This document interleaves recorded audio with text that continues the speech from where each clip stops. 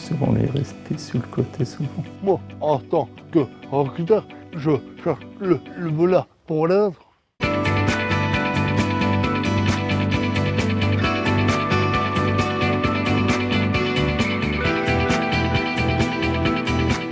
Au sein du hameau, nous avons mis en place un groupe de résidents qui font passer les entretiens de recrutement. Et ce groupe s'appelle les recruteurs. L'idée est venue de Suède. Les personnes polyhandicapées ont des assistants personnels qu'elles recrutent elles-mêmes si elles le souhaitent. Qui mieux qu'elles sont concernées par leur quotidien et par ce dont elles ont besoin. T'as fini ça ?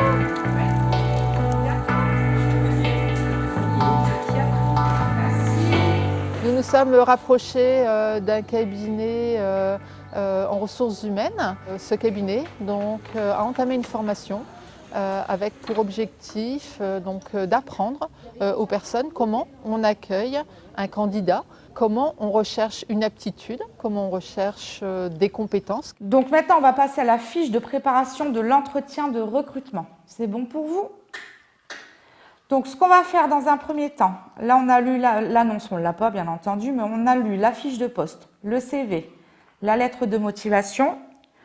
Maintenant, on va préparer les aptitudes recherchées par ordre de préférence. C'est-à-dire qu'il faut que vous réfléchissiez à l'aptitude la plus importante pour vous en tant que résident. Le plus important, c'est la communication et le quotidien.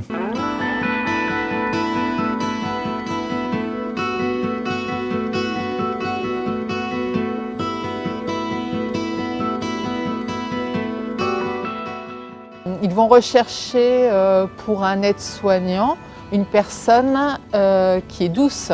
Ils sont fort soucieux aussi du quotidien en fait. Est-ce que vous savez manipuler l'appareillage? Qu'est-ce que vous pensez de l'accompagnement vie sexuelle et affective? Parce que ça c'est super important pour eux. Voilà. Bonjour Christelle, bonjour Julia, bonjour Jérôme, bonjour Anthony. Donc, ils ont 5 questions. On va te les poser. Prends le temps d'y répondre parce que moi, il faut que je prenne des notes. Et à la fin de toutes les questions qu'on aura posées avec les résidents, si toi tu as des questions à leur poser, tu peux. Pourquoi un résident a-t-il besoin de douceur durant sa prise en charge, notamment pendant la toilette? On essaye de s'adapter à leur pathologie et de faire attention à justement pas les blesser, et c'est pour ça qu'il faut y aller doucement. Parce qu'ils ont déjà mal comme ça, alors on va pas faire des mouvements brusques et leur faire encore plus mal, c'est pas la peine. Et souvent, c'est nos qualités qu'on demande. Là, on demande directement qu'est-ce que la sympathie pour savoir si oui, on l'a ou non, on l'a pas. Donc là, ils vont directement au but de ce qu'ils cherchent. Pour ma part, ça a vraiment été une belle surprise. Moi, en tout cas, je l'ai vécu comme une récompense quelque part. Avant d'être des personnes en situation de handicap, ce sont des personnes qui ont le droit de faire des choix concernant leur projet de vie. Du coup, ouais, c'était une récompense.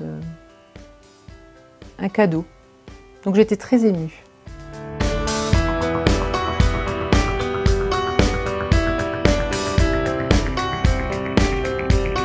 Il y a des fois, ils nous ont dit non, on le sent pas. Donc on les a suivis. Ça les fait placer au même niveau que nous. Nous ne saurions plus aujourd'hui recruter sans les recruteurs. Il faut être en capacité de lâcher aussi, lâcher des choses. Lâcher du pouvoir. Moi, ça met en valeur les personnes handicapées aussi. Je suis fier